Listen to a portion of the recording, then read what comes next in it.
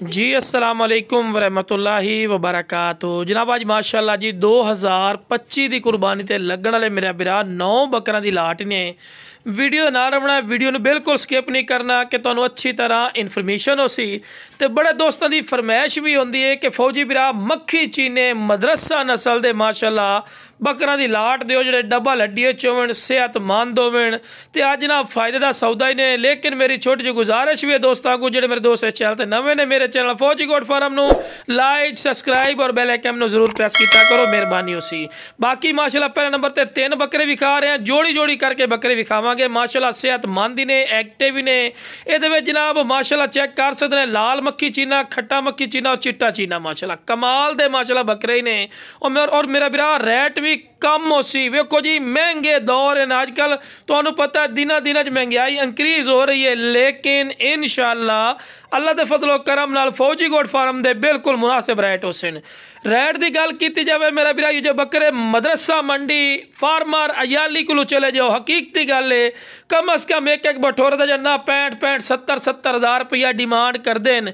तो मेरा बिरा जरा कहना भी इतना फौजी भाई रेट भी नहीं होता, मेरा भाई तू मंडी का विजिट कर, तेन पता लग सी कि मंडी के की रेट। देखो ना बिरा घर बैठे पता नहीं लगता, मंडी जासो फार्मर को जासो उन्होंने पता हो सी, क्योंकि उन्होंने पता कि दिन प दिन महंगाई इंक्रीज होती पई है। मंडी की अपडेट और माशाअल्लाह पता लगता है कि की मंडी की अपडेट चल रही है, फार्मर का की रेट चल रही है। वेखो ना जी खूबसूरत चीज़ है, खूबसूरत पैसे होंगे ने, वाजे गल है।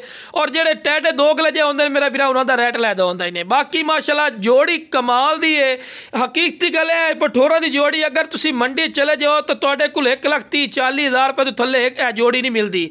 लेकिन बिरा अपना की रेट उसी इंशाअल्लाह तुसी राबता जरूर करना है। तुसी खुद आखो कि फौजी भाई दिल खुश कर दिता जो रेट तुसी दिता है पिया।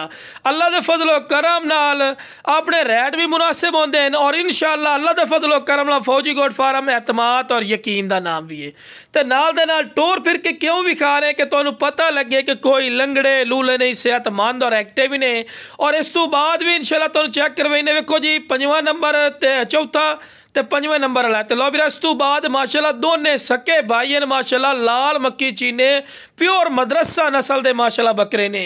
और मेरा बिरा इस तो बाद कोई हुसन होंदा है माशाअल्लाह, क्वालिटी होंदी है माशाअल्लाह, चौड़ियाँ छातियाँ डबल हड्डी। और मेरा भाई फायदे का सौदा ही नहीं। आज तो जिस रेट से मिलने ना बकरे कुर्बानी तिकर मेरा बिरा अच्छी संभाल कर सोना तो खवा पिवा के इंशाअल्लाह 50% तिकर प्रॉफिट ले सो। अगर अच्छी नाल दे लो खुराक भी दे सो, जो खुराक ना दे सो तो मेरा बिरा बकरा की ग्रोथ करना है। बाकी माशाअल्लाह हुसन वाली चीज़ ने, जितने बकरा तुहानू विखा रहे हैं माशाअल्लाह चौड़ियाँ छातियाँ दे विच ही ने मेरा भाई। और quality wise number 1 A+ quality. बाकी जनाब मैनू कोई दोस्त बड़े आखते हैं कि फौजी भाई अपनी लोकेशन भी दसी करो। हाँ जी, लोकेशन मेरी लुडन शहर, ज़िला व्याड़ी, लुडन मेन अड्डे ते UBL बैंक और PSO पाम दे सामने। इतने मेरा भाई मेरी लोकेशन ने फौजी गोट फार्म दी, ठीक है भाई। इतने तुसी आके भी लै सकते हो जानवर। तो कार्गो की सहूलत की गल की जाए तो माशाअल्लाह आल पाकिस्तान मौजूद है। इंशाअल्लाह एतमाद और यकीन नाल जानवर पहुँचाने मेरा बिरा। जो चीज़ भी कहने हैं वीडियो थोड़े कोल मेरा भाई वो चीज़ भेजने हैं, ठीक है ना। अगर कोई अदली बदली और डबल पैसे वापसी अपने चो कम नहीं है, विखाई कुछ तो देनी कोई नहीं भाई। जो चीज़ भी कहने इंशाअल्लाह अल्लाह के फजलो करम नाल अपना एक स्टैंडर्ड है, म्यार है फौजी गोट फार्म का। बाकी जनाब बार बार गुजारिश है कि जेडे मेरे दोस्त इस चैनल पर नवे ने, मेरे चैनल फौजी गोट फार्म नू लाइक सबसक्राइब और बेल आइकन जरूर प्रेस किया करो। बाकी मेरा बिरा मेरी लोकेशन पर जरूर आओ, तो पता लग सी कि मेन रोड के उत्ते लोकेशन है। लाहौर आने वाले जनाब लाहौर चो आ सकते हो, इस्लामाबाद पिंडी हर जगह माशाअल्लाह, कराची तक कार्गो की सहूलत है।